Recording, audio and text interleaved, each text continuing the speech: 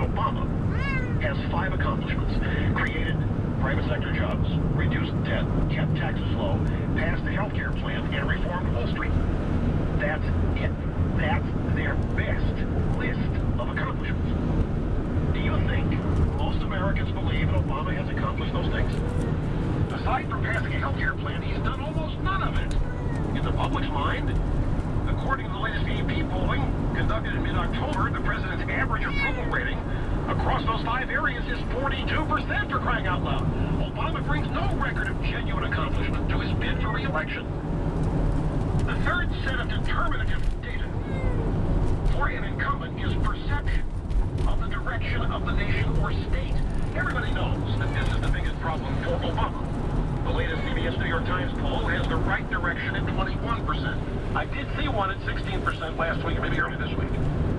It has not been above 30% since the early summer.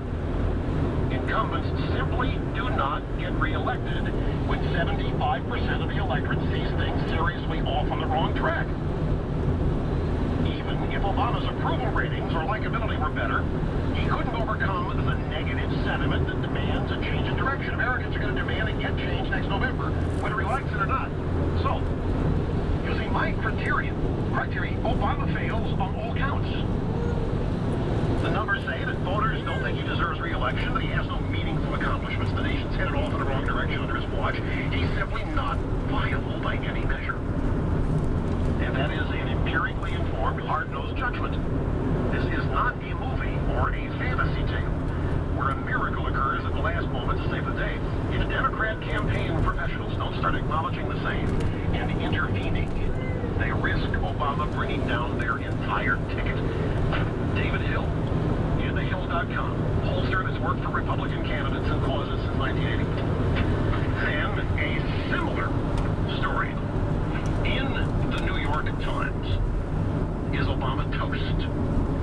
Handicapping the 2012 election. Nate Silver, what used to be a blogger at the Daily Cause, has a blog called 538 the New York Times runs.